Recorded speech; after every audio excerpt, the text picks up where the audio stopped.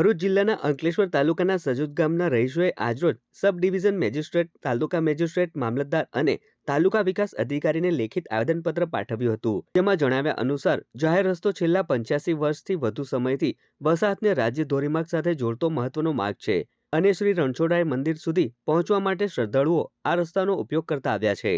તો બીજી તરફ મંદિરના 26મા પાટોત્સવ પૂર્વે આ રસ્તો તોડી પાડવામાં આવ્યો હોવાના આક્ષેપ સાથે ધાર્મિક સ્વતંત્રતા અને મુખ્ય અવરજવર પર પ્રહાર ગણવામાં આવ્યો છે. આવેદનમાં બીએનએસએસ કલમ 152 તથા મામલતદાર કોર્ટ એક્ટ કલમ 5 હેઠળ જાહેર ન્યુસન્સ દૂર કરવાની સત્તાનો ઉલ્લેખ કરી તાત્કાલિક સ્થળ તપાસની માંગ કરાઈ છે. આ રસ્તો બંધ હોવાથી 108 એમ્બ્યુલન્સ અને ફાયર બ્રિગેડને પહોંચવામાં અડચણ પડતી હોવાનું જણાવી જાહેર સલામતીનો ગંભીર મુદ્દો રજૂ કરવામાં આવ્યો છે. રહીશોએ પંચાયત પાસે અંદાજે રૂપિયા 2.50 લાખની ઉપલબ્ધ ગ્રાન્ટ હોવા છતાં તેનો ઉપયોગ ન કરાયો હોવાનો આક્ષેપ કર્યો છે અને ગ્રાન્ટના ઉપયોગ અંગે નિષ્પક્ષ તપાસની માંગ કરી છે. આ સાથે જેસીબી વડે જાહેર રસ્તાને નુકસાન પહોંચાડનાર સામે ફોજદારી કાર્યવાહી કરવાની પણ માંગ કરી હતી. રહીશોનું કહેવું છે કે 29 જાન્યુઆરી પૂર્વે માર્ગ ખુલ્લો ન કરાય અને સુરક્ષા વ્યવસ્થા ન કરવામાં આવે તો તેઓ હાઈકોર્ટનો દરવાજો ખખડાવશે.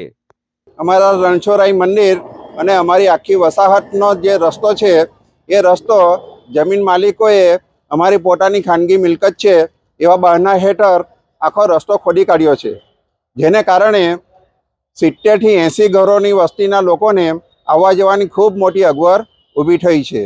આ બાબતે અમે ગ્રામ પંચાયત સજોદને 27 તારીખે અને ટીડીઓ સાહેબને 29 તારીખે આવેદનપત્ર વિગતવાર લખીને આપેલું છે 50 થી 60 માણસોની સહી સાથે, છતાં પણ હજુ સુધી કોઈ આ સમસ્યાનો નિકાલ ન આવતા આજે અમારે ફરીથી આ આવેદનપત્ર ટીડીઓ સાહેબને આપવાની ફરજ પડી છે.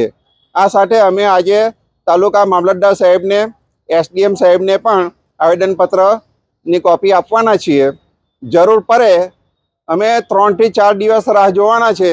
જો 3-4 દિવસમાં આ સમસ્યાનો આ વહીવટી તંત્ર ઉપાય ન કરે, નિરાકરણ ન લાવે તો અમારે હાઈકોર્ટમાં રીટ પિટિશન દાખલ કરવાની પણ પૂરી તૈયારીઓ સાથે અમે આગળ વધી રહ્યા છીએ.